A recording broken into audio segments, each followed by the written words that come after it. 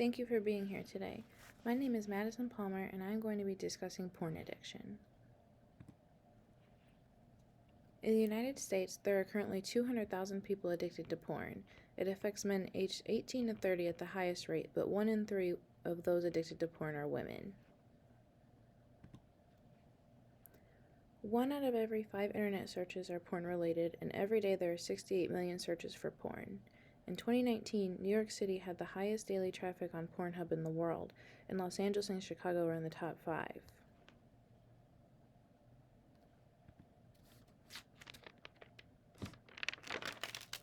Pornhub had 42 billion visits to its site in 2019. That same year, the United States consumed the most porn in the world, followed by Japan. However, the United States consumed almost 3 times the amount of porn as Japan. The reason this matters is because porn is becoming a normal part of our lives with little safety guidelines for research available. Porn is more accessible than ever to all internet users.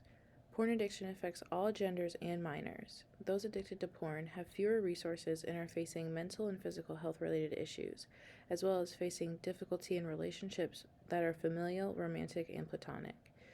Due to the negative stigma, porn addiction is severely underreported, so more people could be suffering than we realize.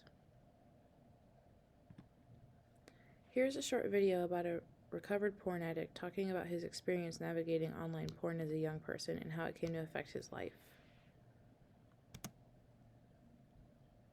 The following program contains mature subject matter. Viewer discretion is advised.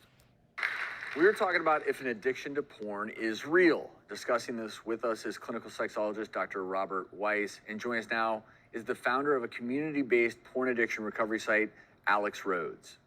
Alex, thank you for being here. You heard us talking in the first segment about different viewpoints on, is it an addiction? Is it, how real is it? I want you to talk a little bit about porn and how you say it destroyed your life. Sure. So internet porn, I first got a hold of it around the age of 11 or 12. I'm in that first generation of kids who grew up having, going through puberty and having access to high-speed digital porn online. And that's totally different from what our grandparents had with the Playboys and stuff. But digital porn, it's available anytime, anywhere, unlimited amounts. You could pirate it or get it for free.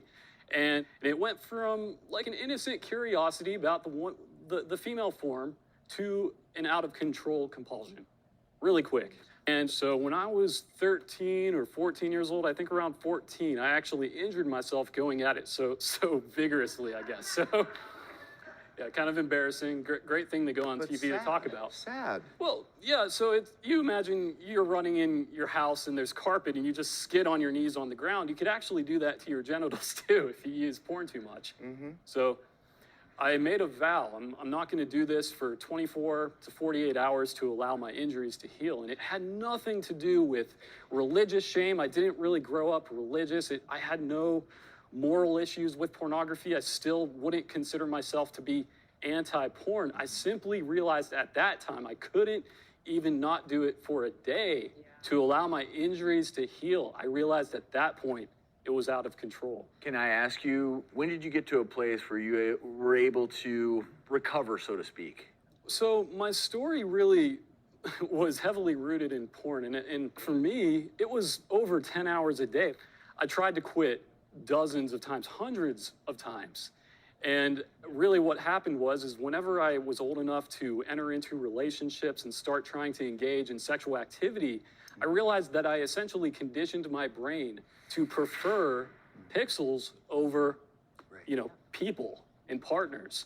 So when I went to go and start engaging in sexual relationships, I realized I wasn't able to maintain arousal because my brain was like, what is this, a person?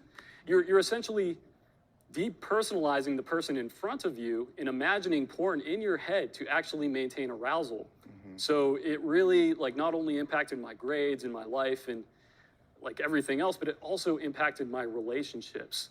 And when I was 21, I created a website to help people recover. It's essentially just a forum where addicts, whatever you want to call them, congregate together and encourage each other to abstain from porn and try to recover. Many resources and prevention tools are religiously affiliated and are based in shame. Porn Porn is a part of our lives, and as the internet users are getting younger with each generation, there's a lot of room for porn addiction to continue to grow.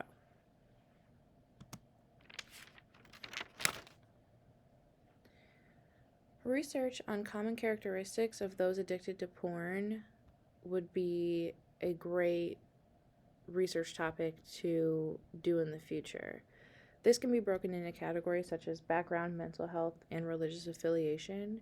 This research can gather further information to learn who is more susceptible to porn addiction, and it can aid in the development of new prevention strategies, resource development, and treatment.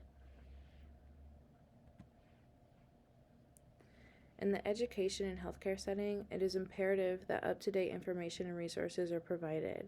These places are often the first point of contact for someone to receive help they may need, so providing an updated open space for questions and discussions is vital in this work. The time is now to step up and step into this growing addiction. People need better resources, prevention, and treatment tools for porn addiction. Making those changes and taking those steps starts with us. Thank you.